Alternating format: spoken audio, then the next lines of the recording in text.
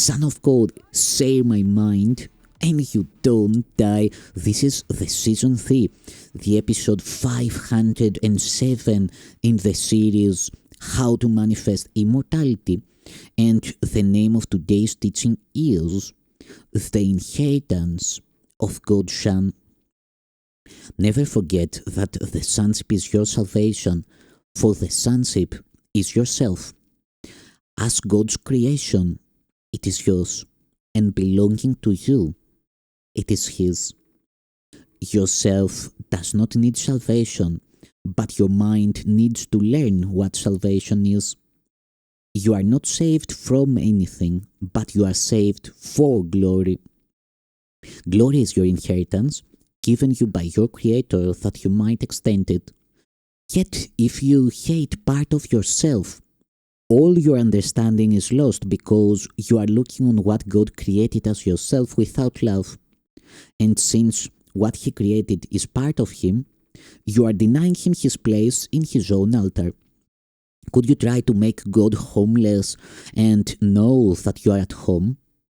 Can the Son deny the Father without believing that the Father has denied Him?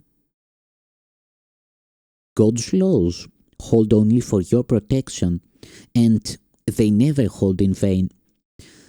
What you experience when you deny your Father is still for your protection, for the power of your will cannot be lessened without the intervention of God against it, and any limitation on your power is not the will of God.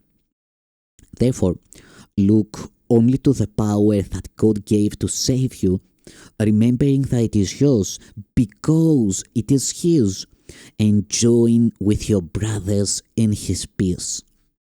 Your peace lies in its limitlessness. Limit the peace you share, and yourself must be unknown to you.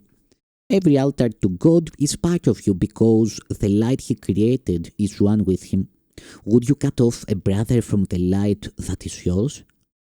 You would not do so if you realized that you can darken only your own mind. As you bring him back, so will you return. That is the law of God for the protection of the wholeness of His Son. Only you can deprive yourself of anything. Do not oppose this realization, for it is truly the beginning of the dawn of light. Remember also that the denial of this simple fact takes many forms, and these you must learn to recognize and to oppose steadfastly without exception. This is a crucial step in the reawakening. The beginning phases of this reversal are often quite painful, for as blame is withdrawn from without, there is a strong tendency to harbor it within. It is difficult at first to realize that this is exactly the same thing, for there is no distinction between within and without. If your brothers are part of you and you blame them for your deprivation, you are blaming yourself. And you cannot blame yourself without blaming them. That is why blame must be undone, not seen elsewhere. Lay it to yourself, and you cannot know yourself, for only the ego blames at all. Self-blame is therefore ego identification, and as much an ego defense as blaming others. You cannot enter God's presence if you attack His Son. When His Son lifts His voice in praise of His Creator, He will hear the voice for His Father. Yet the Creator cannot be praised without His Son, for their glory is shared and they are glorified together. Christ is at God's altar, waiting to welcome His Son.